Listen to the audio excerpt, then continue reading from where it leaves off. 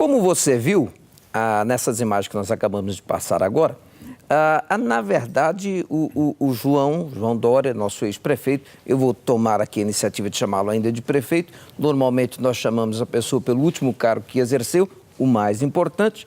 Então, o João Dória, na verdade, é um homem em trabalho. Alguém que, na mídia social, todo mundo viu porque não parava de trabalhar. E ele chegou ao posto de ser o prefeito em primeiro turno da maior cidade do Brasil. Logicamente, a cidade que mais tem problemas a serem resolvidos no Brasil. Mas a vida do João Dória não começa aí. Eu, primeiro, quero saudá-lo muito bem-vindo, dizer da alegria da sua presença aqui, da nossa amizade, do nosso respeito. Seu sorriso que já abre para a gente fazer a melhor pergunta, porque é fácil entrevistar gente simpática. Obrigado, Samuel. Primeiro, parabéns e muito sucesso no seu programa. É um prazer estar com você. Você sabe também o respeito que eu tenho pela sua trajetória de vida, pela sua liderança, pela importância que você tem no mundo evangélico e na sociedade brasileira. Tantas pessoas que você ajuda, tantas pessoas que você traz esperança e resgata para a vida. Eu tenho um enorme respeito por você, estou muito feliz de estar aqui e especialmente nessa emissora. Muito obrigado, João. E eu já vou começar te fazendo uma pergunta, João. A sua infância foi uma infância de berço de ouro? Como é que foi sua caminhada? Porque a impressão que a gente tem é que já nasceu no berço de ouro, já nasceu no ápice e não conheceu a parte difícil da vida. Conta um pouco para a gente. Samuel, poderia ter sido, mas não foi. Meu pai, imigrante baiano, veio para São Paulo com muita dificuldade, como a maioria dos imigrantes nordestinos que vieram para São Paulo e fizeram aqui a sua vida, como muitos, aliás, continuam vindo. Meu pai veio de uma família modesta, da Bahia, e aqui construiu toda a sua trajetória de vida. Trabalhou muito, dedicado, enriqueceu, se tornou um homem bem-sucedido, montou uma grande agência de publicidade aqui em São Paulo, juntamente com isso montou uma grande rede de lojas de calçados, lá atrás, não é do nosso tempo, mas Sim. Os mais antigos que nos assistem vão lembrar da rede Clarks, Calçados Clarks, e a Dória Associados, que foi a segunda maior agência de publicidade do Brasil. Enriqueceu e recebeu um convite do Montoro, então deputado estadual André Franco Montoro, para disputar as eleições em 1962. Meu Deus. Ele aceitou para disputar a candidatura a deputado federal, mas pela Bahia. Ele não quis disputar por São Paulo, onde vivia, mas quis voltar à sua terra. Foi, disputou e venceu. Foi o segundo deputado federal mais votado pela sua terra, pela Bahia. Foi para o Congresso Nacional. 2 anos depois, em 64, ele foi um dos que denunciou o golpe militar que se avizinhava, como de fato foi e ocorreu. Em 1º de abril, o golpe militar acabou com a democracia brasileira, instaurou a ditadura. Meu pai foi para o exílio, ficou lá 10 anos. Eu, minha mãe e meu irmão menor, Raul, ficamos 2 anos no exílio com ele na França. Depois voltamos. E a nossa vida, evidentemente, mudou completamente. Sim, claro. Uma vida tranquila, confortável, que de fato nós tínhamos. Morávamos numa grande casa no Pacaembu, estudava na melhor escola à época em São Paulo, que é o Colégio Rio Branco, ainda hoje existente ali na Avenida Higienópolis, com motorista, etc. Mudou a nossa vida completamente. Fui estudar numa escola pública, meu pai ausente não pôde nos sustentar, minha mãe passou a ser a rima de família, com muita dificuldade também. Eu tive que começar a trabalhar, estudava de noite numa escola pública, a escola professora Marina Sintra, a escola ainda existe, na Rua da Consolação. Estudava à noite, trabalhava de dia, para ajudar minha mãe. Minha mãe sofria muito, porque tinha dificuldade para manter Raul, meu irmão, e eu. A dificuldade era tanta, Samuel, que várias vezes nossa casa ficou sem luz. Minha mãe não entendia para pagar luz de onde nós morávamos. E, sua origem, então, é uma origem sofrida. Dura. Mas de aprendizado. Eu não tenho más recordações desse período duro. Tenho recordações difíceis. E eu já lhe contei isso uma vez. O que nos ajudou muito foram as orações. As orações que fazíamos. Minha mãe, eu e meu irmão ajudava minha mãe a serenar um pouco. Ela chegava sempre muito chorosa, chorava muito. Eu sentia muito também a dor da minha mãe e tratava de manter o meu controle, porque meu irmão era menor. Quando minha mãe chorava, ele chorava também. Claro, ele não entendia. E procurei, com trabalho, tentar minimamente ajudar minha mãe, como de fato pude fazer, até certo ponto, porque minha mãe faleceu muito cedo.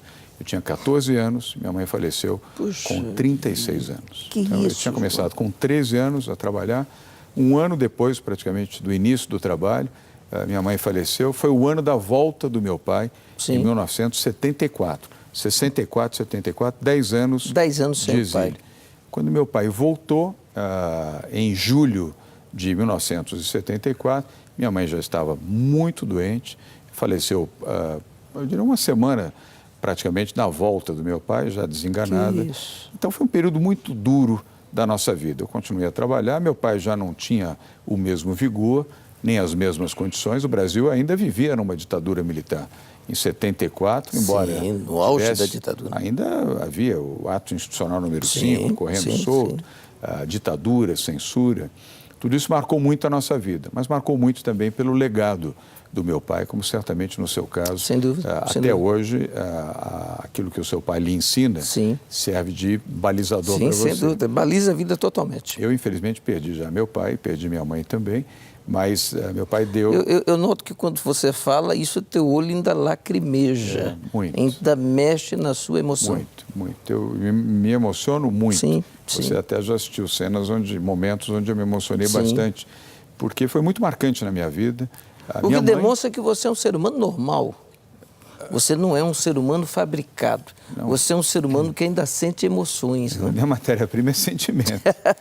E a perda da minha mãe foi algo que me machucou muito. Minha mãe influiu muito na minha vida, apesar de um tempo curto de convivência com ela. E meu pai viveu mais tempo, mas em 2000 se foi e nos ajudou muito. Ajudou principalmente pelo seu exemplo de hombridade, de honestidade, de vitalidade, de moralidade, de amor ao Brasil. Meu pai, mesmo tendo sofrido muito com a ditadura militar, nunca perdeu o amor pelo Brasil, sempre quis voltar ao Brasil e o fez e educou seus 2 filhos para que pudessem amar também o Brasil. E os meus 2 irmãos, no segundo casamento do meu pai, após a morte da minha mãe, o Rafael e o Marcelo, que também são 2 ótimos rapazes, os 2 casados e também muito amorosos, muito sentimentais e muito dedicados ao Brasil. De uma maneira muito resumida, essa foi a minha existência, portanto, eu comecei do zero. Em síntese, você não se tornou uma pessoa bem-sucedida simplesmente por ser sucessor de uma herança. Não, aliás, não tive herança nenhuma. A herança que, infelizmente, nós tivemos, eu especialmente, porque como filho mais velho, foram dívidas, porque minha mãe se endividou muito para poder sobreviver. Coitada, naquilo que ela podia... Minha mãe não foi educada para trabalhar. Minha mãe foi educada para ser dona de casa, esposa. Sim. Naquela década de 60, as mulheres não eram educadas para trabalhar, diferentemente eram de preparadas hoje. Para casar e serem donas de casa, isso é verdade. Eu me lembro que quando escreveu profissão, Dolar. Quantas vezes vi minha mãe escrever isso? Hoje é impossível alguém escrever isso. Ou se quer imaginar que não vai ter trabalho, não vai ter a sua independência. Mas minha mãe não estava preparada para uma situação dramática como essa. Então se endividou muito. Eu, durante muitos anos, com o fruto do meu trabalho, fui gradualmente pagando as dívidas da minha mãe. Meu pai, quando voltou, não tinha mais recursos, se foram todos em 10 anos de exílio, pagando alimentação, pagando a sua sobrevivência. Ou seja, um período duro, mas da dificuldade você tira o aprendizado, do aprendizado você tira a virtuosidade, da virtuosidade você tira a vontade, da vontade, determinação, da determinação, trabalho. Foi isso que eu fiz durante toda a minha vida, até decidir ingressar na política em 2016. Então, nós vamos começar na política. E vamos começar aqui. Você aliás, teve coisas na política interessantíssimas nesse rápido período. Nós vamos ouvir um VT, já vamos entrar nesse assunto. Roda o VT. João Dória, primeiramente quero desejar boa sorte na sua candidatura e aproveitando, eu gostaria de perguntar se o senhor também vai doar o seu salário de governador como fez na prefeitura. Boa pergunta. Aliás, é a primeira pessoa que me pergunta isso, e aqui no seu programa. Sim, vou fazer a meu nome. Aliás, não há razão para não fazer. Eu, durante 15 meses, doei 16 salários que recebi a instituições do terceiro setor. 15 salários, mas o 13º também. Foram 16 doações que fiz. Aliás, quem me inspirou a fazer isso foi o Mike Bloomberg, que foi prefeito de Nova York. Um brilhante prefeito, meu amigo, eu tenho uma relação pessoal com ele. Antes dele ir para a política e agora que ele saiu da política, ele esteve há 1 mês e meio aqui em São Paulo, almoçamos juntos, somos amigos. Eu vou a Nova York agora em maio para fazer a entrega do prêmio ao Sérgio Moro, o Person of the Year, que eu recebi o ano passado em Nova York. Farei a entrega ao Sérgio Moro e ao Michael Bloomberg, que também será homenageado pelo lado americano nessa mesma cerimônia no dia 12 de maio em Nova York. E inspirado nesse gesto do Mike Bloomberg, eu abri mão dos salários, doando todos eles às instituições do terceiro setor. Você pagou, você gastou para ser prefeito, é isso? Não, e até muito mais do que o salário, porque usei meu carro. Você não usava o carro da prefeitura? Não. E rejeitei. A prefeitura tem um cartão corporativo, cartão de crédito corporativo, Sim. como tem o governo do Estado, como tem o governo federal. Claro. Não estou condenando isso, não, mas abri mão de cartão de crédito, verba de representação. Não fiz nenhuma viagem usando recurso público, nem para compra de passagem aérea, nem para hospedagem. Nem quando você estava a serviço? Nada. Não, todas as viagens que eu fiz foram viagens a serviço. Que isso? Nenhuma delas. Eu mesmo paguei por tudo aquilo que utilizei. Até alimentação, tudo na prefeitura, eu mesmo subvencionei. Eu posso, repito, não estou dizendo que todos devam fazer isso. Correto. Como eu podia fazer, eu fiz. E a minha inspiração, repito, foi o Michael Bloomberg, a quem eu tenho enorme admiração e foi um grande prefeito de Nova York. Mas isso também, sem dúvida, te dá uma autoridade fantástica de fazer o que nunca ninguém fez. É a primeira vez que eu vejo no Brasil alguém gastar para trabalhar. Essa é a grande verdade. Trabalhando muito, hein? Não, e num país onde a gente está vendo aí corrupção, escândalo de todo jeito, o pessoal tirando dinheiro no débito, de repente a gente encontra um que coloca dinheiro para trabalhar. E no seu caso, trabalhar quantas horas por dia? 16 horas por dia. Você me conhece bem. Antes e durante a vida pública, Sim. Eu sempre trabalhei muito. Este mesmo ritmo que adotei na Prefeitura de São Paulo e que continuo adotando agora como pré-candidato ao governo do Estado Sim. de São Paulo, é a minha prática. Eu sempre, primeiro, durmo pouco, sempre dormi muito pouco. Durmo em média 3, no máximo 4 horas por noite. O que eu já lhe disse que é um absurdo. Já tentei mudar de todo jeito, mas os meus argumentos foram pequenos. Já tentei com a Bia, não deu certo. Isso é um absurdo. Uma pessoa dormir 3, 4 horas por dia. Ele chega de madrugada, faz a sua prece, a sua oração. Isso mesmo. Só depois, então, que vai deitar e já levanta no pique. Quer dizer, é sem regra. E as pessoas que me conhecem sabem disso porque trocam mensagens comigo até muito tarde da noite, algumas e outras muito cedo do dia. E eu respondo. Portanto, e sou eu mesmo que respondo. Exatamente. Não tem ninguém, não tem robô, não tem ninguém, sou eu mesmo que faço. Então, não é a história, é a verdade, isso é a realidade. E vou fazer exatamente o que essa telespectadora mencionou. Vou sim, ao ser eleito governador de São Paulo, vou doar todos os meus salários da mesma forma que fiz na prefeitura, para instituições do terceiro setor. Você é obrigado a receber salário. Eu recebo É lei. E no dia seguinte é lei. E no dia seguinte eu faço a doação. Vou fazer como fiz na prefeitura. A prefeitura, a Secretaria de Cidadania e Direitos Humanos é que escolhia as entidades, fazia um processo seletivo. Foram centenas de entidades que se candidataram para receber o salário do prefeito. Certamente no governo do Estado, também uma outra centena de instituições desejará também receber. Vamos adotar o mesmo procedimento para que seja um exemplo. Isso não é demagogia. Queria aproveitar para esclarecer a quem está nos assistindo agora. Não é demagogia, é um gesto para mostrar que sou servidor. Eu vim para servir. Um gesto de grandeza, né, João? Serve a sua igreja. Eu tomei a decisão e pude fazê-lo agora. Vida madura, tenho 60 anos, fiz já com a vida consolidada, tenho um bom patrimônio, felizmente. Posso ter a oportunidade de dar essa boa demonstração, sem nenhuma demagogia, até porque não peço com isso voto, nem que sejam condescendentes em relação a mim, mas para dar um exemplo concreto, inclusive para a nossa equipe, de que eu estou ali para servir. Uma coisa interessante, João, vamos aqui só para você que está do lado de lá entender, quando houve a candidatura à prefeitura, a pré-candidatura, você se ofereceu, né? Quando houve aquela campanha, todos nós esperávamos que até pela prefeitura fantástica que você estava fazendo, que você ia permanecer como prefeito. De repente vem o partido e lhe pressiona a ser candidato, porque senão não continuaria a ajuda do governo do Estado para a cidade, então a prefeitura não... Como é que foi administrar isso? Como é que está sendo administrar isso? Sua colocação é absolutamente verdadeira e completa. Eu fui quase que requisitado em Estado pelos deputados estaduais, federais do PSDB e prefeitos também, na sua maioria, para disputar as eleições. E por quê? De fato, você colocou bem. O governo do Estado tem uma relação umbilical com a cidade de São Paulo. São Paulo não sobrevive se não tiver o apoio do governo do Estado em segurança pública, em saúde, educação, habitação popular, transporte público. 30% do transporte público da cidade não é da cidade, são trilhos, metrô e trens, que são administrados pelo Estado. Imagina se não houver uma ação integrada, se não houvesse o caos que seria o transporte público de 8 milhões de pessoas que fazem uso diário, tanto de pneus, ônibus, quanto de trilhos, trens e metrô. Então, em todas as demais áreas também a cooperação é muito intensa e muito estreita. Então, ao disputar o governo do Estado de São Paulo, disputo para ajudar a cidade de São Paulo e os demais municípios do Estado também.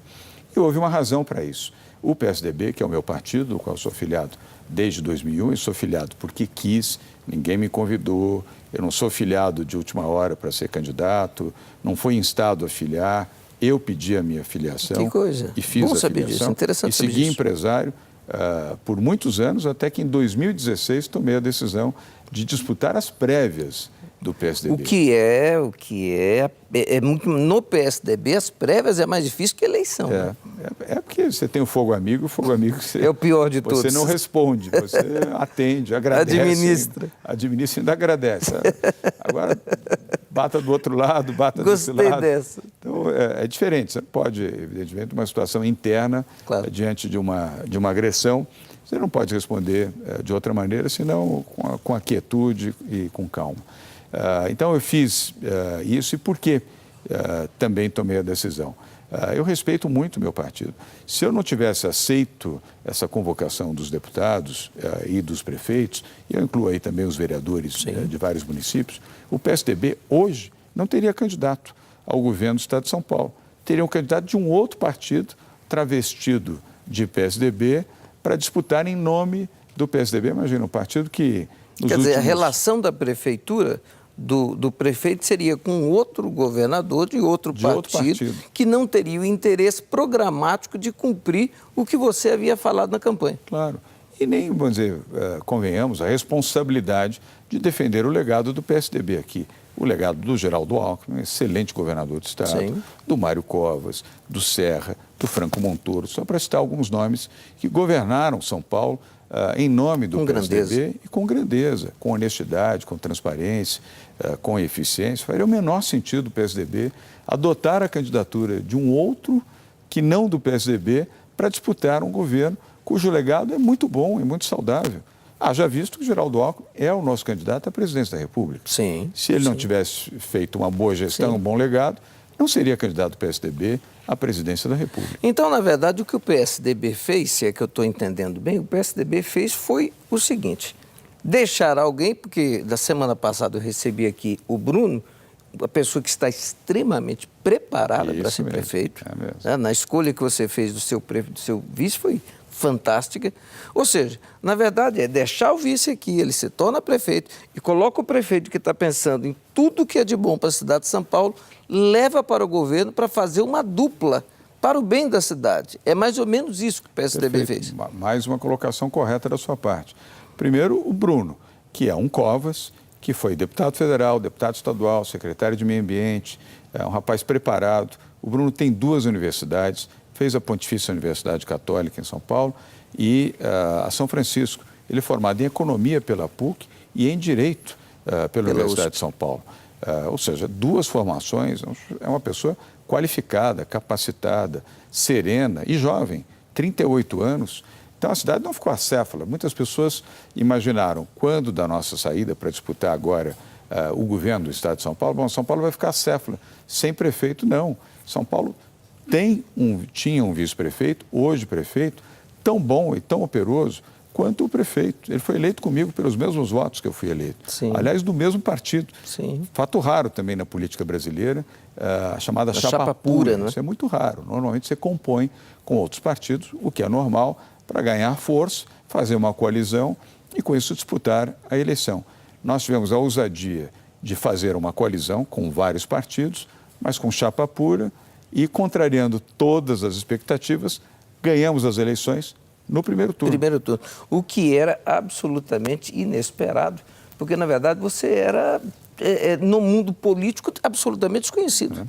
Era o azarão do azarão. Ou seja, era o azarão do... Como diziam alguns políticos, até amigos, mas que não acreditavam na nossa candidatura, dizendo: João, você vai errar na mosca, diziam. Você não vai ter a menor chance de se eleger prefeito de São Paulo. Se chegar em quarto lugar, agradeça, vá a um culto, vá à missa, agradeça, porque já será um privilégio para você. Quarto lugar. Pessoas amigas me diziam isso. Que é isso? E nós chegamos em primeiro lugar. Liquidamos a eleição com 53%, mais de 3 milhões de votos. Uma transformação na vida da cidade. E quero tranquilizar você que está nos assistindo, que mora na capital de São Paulo, fique absolutamente tranquilo.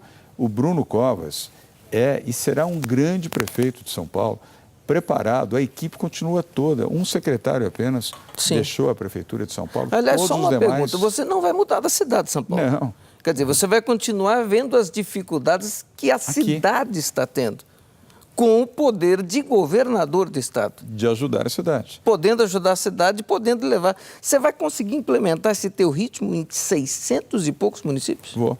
Você sabe que eu gosto de trabalhar. Eu tenho boa energia. O fato, talvez, eu não bebo álcool, zero, você sabe disso. Nunca fumei, nem pretendo fumar. Tenho boa saúde, me alimento bem, gosto, eu tenho muita energia. Meu tônus vital é muito bom. Eu gosto de fazer isso, eu gosto de trabalhar. Imprimo um ritmo acelerado em tudo que fiz, na campanha e agora também já na pré-campanha. E vamos fazer isso visitando os 646 municípios, ou pelo menos todas as regiões do estado, e levando a palavra da modernidade, da eficiência, da transformação, da tecnologia, contra a burocracia, um programa liberal, Estado menor.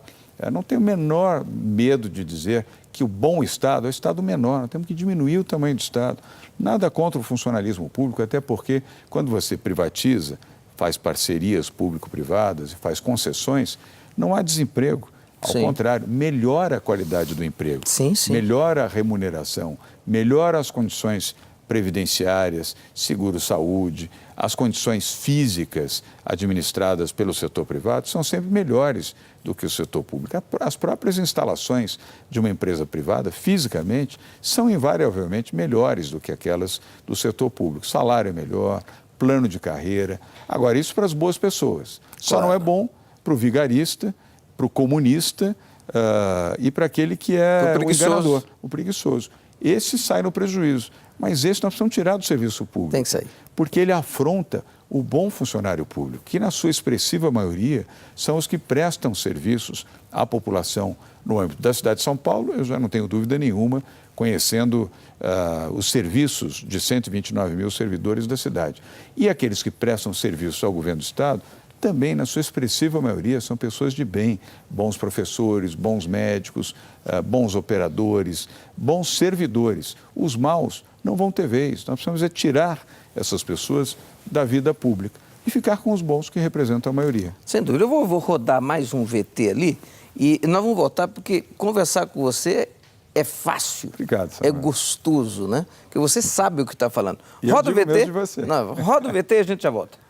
João Dória, eu como mãe me preocupo com a educação dos meus filhos, mas eu também sei que os professores precisam ser mais valorizados. Qual o seu projeto para a educação do estado de São Paulo? Seguir a mesma linha do que estamos fazendo através do Bruno nesse momento na Prefeitura de São Paulo. Você tem razão, valorizar os professores, investir nos professores. Primeiro, oferecendo condições de preparação e de aperfeiçoamento aos professores. Cursos complementares. Os professores gostam de terem cursos complementares para estarem atualizados. Gostam também de uma remuneração adequada. E nós também instituímos na Prefeitura de São Paulo premiações para permitir que os professores pudessem ser homenageados à medida em que performarem melhor e forem mais inovadores nos seus programas na Prefeitura, como isso vai ocorrer também no plano do Estado. Eu vou dar um exemplo concreto. Nós introduzimos tecnologia e inovação nos céus. que representa uma parte muito interessante do ensino em São Paulo. Não foi uma conquista nossa, foi uma conquista da Marta Suplicy, quando prefeita de São Paulo, uma medida boa e positiva e que eu respeito. E nós mantivemos os programas cita o nome, do CELS. Que é ser absolutamente diferente, né? Porque ninguém cita, um político não cita o nome do outro para falar de ideias boas por nada, né? Parabéns, parabéns. Obrigado. É um bom programa, não há razão de não citar. A Marta fez isso, fez de forma correta. Nós valorizamos, mantivemos e ampliamos o programa do CELS. E colocamos um mundo digital. Os CELS agora são CELS 21, CEL 21. Por quê? Século 21. Tecnologia. Correto. Conseguimos doações de empresas privadas, duas que eu tomo a liberdade aqui de destacar. Por favor. Uma é a Cisco, empresa norte-americana de capital aberto. Conseguimos uma doação de 310 milhões de reais, 310 milhões, 100 milhões de dólares dedicados à tecnologia para as escolas públicas municipais. Dedicamos também, obtivemos uma doação de 15 milhões de reais da Microsoft para softwares, também para as escolas públicas municipais. E um fato importante que eu destaco, contratamos 9 mil novos professores para a rede municipal de ensino. Nesse período? Em 15 meses. 15 meses, 9 mil novos professores. E olha, com o déficit de 7,5 bilhões de reais no orçamento do ano passado da Prefeitura de São Paulo. Mas eu preferi tirar recursos de obras e serviços da cidade para privilegiar o que tem que ser prioridade na cidade: educação e saúde. No ano passado foi um ano difícil e, mesmo assim, foi o ano onde nós fizemos a contratação desses 9 mil professores que já estão na rede municipal de ensino. E muitos ensinando tecnologia e inovação para crianças. Compramos 18 mil tablets com recursos do governo federal. 18 mil tablets, não são computadores, são tablets. É a última geração daquilo que jovens, crianças e jovens querem.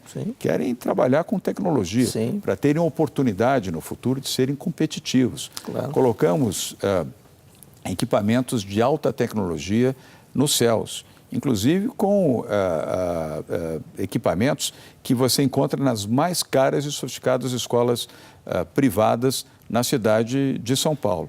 E as crianças, o que isso proporcionou? Uma descoberta e uma adesão imediata dessas crianças à inovação e tecnologia, com a ajuda dos professores, que foram preparados para introduzir inovação e tecnologia nas escolas. Quer dizer, gente, é muita coisa em 15 meses, 9, é fantástico. Não estou aqui, o que é de bem tem que ser dito, fantástico o que a gente está ouvindo você falar, e parece que o povo ainda não sabe, mas eu sei que a gente vai continuar. Vamos ao break, que a gente já volta valendo.